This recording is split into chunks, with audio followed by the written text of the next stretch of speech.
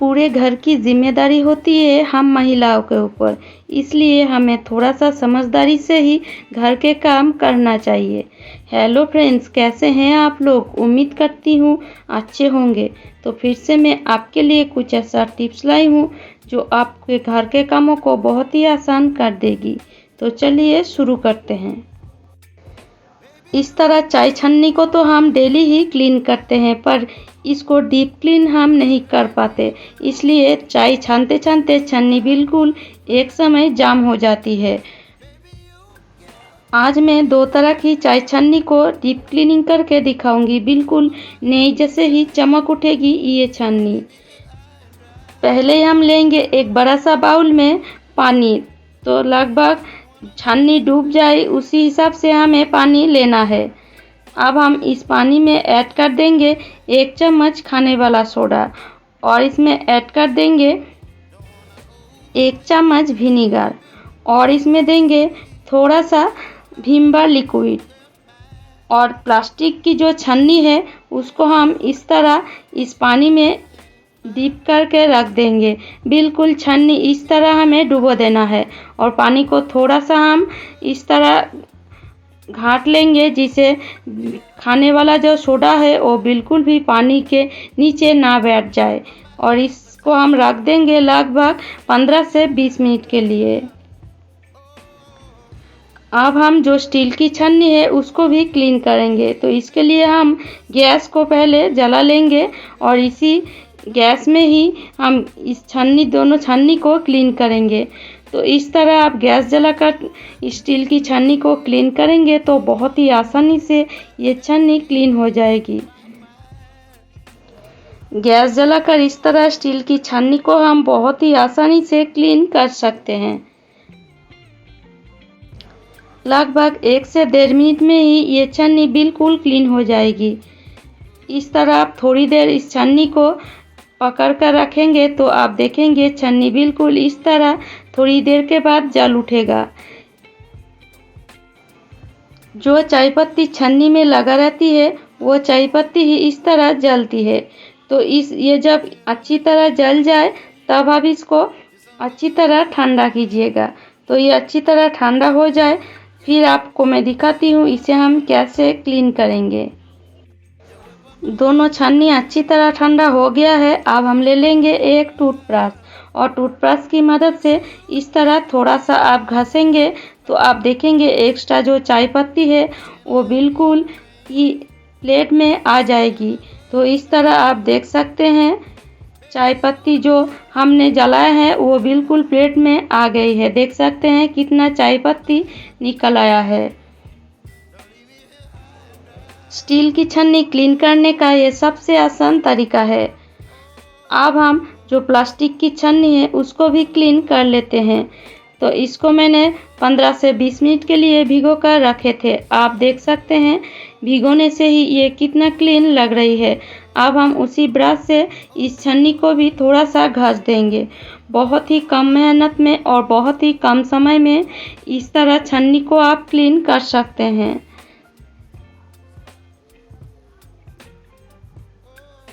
आप देख सकते हैं छन्नी कितना सफ़ा लग रही है और इस पानी को देखिए कितना गंदा हो गया है। अब हम इसी पानी में स्टील की छन्नी को भी थोड़ा सा घस देंगे जिससे ये छन्नी और थोड़ा सा क्लीन हो जाए। सारे छन्नी को मैंने धो कर लाई हूँ और आप देख सकते हैं ये छन्नी बिल्कुल नई जैसे ही लग रही है। कैसा था पहले, आप ये छन्नी कैसा दिख रही है? बिल्कुल अच्छी तरह ये छन्नी साफ हो गई है। और इस तरह भी आप बहुत ही आसानी से छन्नी को क्लीन कर सकते हैं। तो उम्मीद करती हूँ ये टिप्स भी आपको बहुत ही अच्छी लगी होगी। इस तरह पैकेट से हम जब तेल निकालते हैं तो ये पैकेट को हम बेकार समझकर फेंक देते हैं, पर इस तरह सख्त प्लास्टिक की पैकेट को बिल्कुल भी ना फेंकें। इससे हम कई तरह की काम कर सकते हैं। तो इस तरह की एक तेल के पैकेट को लेकर अब हम इस पैकेट को इस तरह 4 फोल्ड कर लेंगे और ले लेंगे कौन सा भी एक ढक्कन। तो इस तरह आप एक ढक्कन ले लीजिए और इस ढक्कन को इस तरह रख कर अब हम ढक्कन की चारों ओर इस तरह दाग दे देंगे, जिससे हमें ये काटने में सुविधा हो। तो इस तरह चारों ओर दाग देने के बाद अब हम इसको कैंची की मदद से काट लेंगे। अब हम ले लेंगे एक कैंची और कैंची की मदद से चारों ओर राउंड शेप में काट लेंगे। तो देख सकते हैं मैंने यहाँ काट लिया है और 6 पीस ये गोल शेप हमारा निकल आया है। अब हम इसको कैसे काम में लाएंगे चलिए देख लेते हैं। तो इस तरह एक प्लास्टिक को ले लीजिए और इस तरह 4 फोल्ड कर लीजिए और इस तरह फिर कैंची को लेकर इस तरह काट लीजिए और फिर से आप पास में ही इस तरह फोल्ड करके फिर से आप काट लीजिए। मतलब पूरा प्लास्टिक को हमें थोड़ा थोड़ा दूरी बराबर काट लेना है। जितना संभव हो उतना आप इस प्लास्टिक में होल कर सकते हैं। तो आप देख सकते हैं मैंने इस तरह सारे प्लास्टिक में होल कर ली हूँ।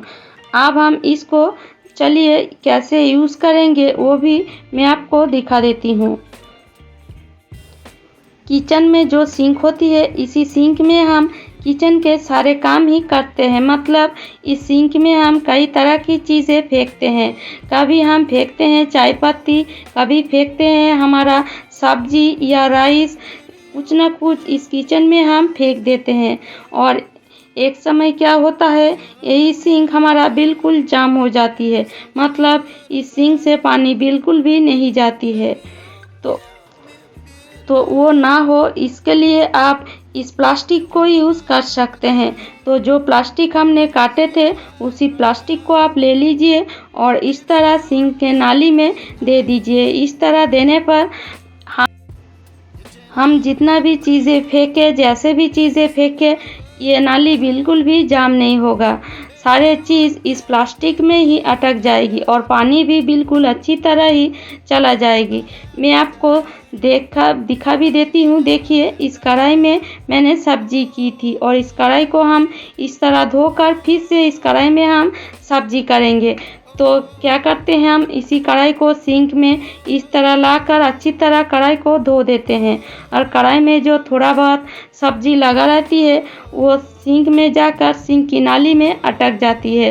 तो उसके लिए आप इस तरह प्लास्टिक को अगर यूज़ करेंगे तो देखेंगे इसी प्लास्टिक में थोड़ा बहुत जो सब्जी है वो बिल्कुल भी अटक जाएगी। देख सकते हैं आप सब्जी थोड़ा बहुत अटक गई है और पानी बिल्कुल भी चला जाएगी। तो इस तरह हम कौन सा भी प्लास्टिक में बना कर रखेंगे तो हमारा सिंक कभी भी जाम नहीं होगा। तो उम्मीद करती हूँ ये टिप्स भी आपको अच्छी लगी है। चाय पीने के बाद हम चाय पत्ती को फेंक देते हैं, पर इस चाय पत्ती को ना फेंककर हम कई सारे काम इस चाय पत्ती से कर सकते हैं। जैसे कभी अगर आपके हाथ में किचन में काम करते करते स्मेल आए तो हाथों को इस तरह थोड़ा सा चाय पत्ती लेकर घस दीजिए। आप देखेंगे हाथों में जो स्मेल होती है वो बिल्कुल भी चला जाएगी। और इस चाय पत्ती को ना फेंककर आप इसे फेंकिए पेड़ की नीचे, मतलब पेड़ की जड़ों में। इसे पेड़ को भी बहुत ही अच्छी पुष्टि मिलेगी। तो उम्मीद करती हूँ आज का टिप्स आपको अच्छी लगी है और अगर आपको मेरी टिप्स थोड़ा बहुत अच्छी लगती है तो लाइक कीजिएगा, शेयर कीजिएगा और मुझे कमेंट करके ज़रूर बताएगा। और इसी तरह नए नए टिप्स पाने के लिए मेरी चैनल को ज़रूर सब्सक्राइब कर लीजिएगा। तो आज यहीं तक, खुश रहे, स्वस्थ रहे।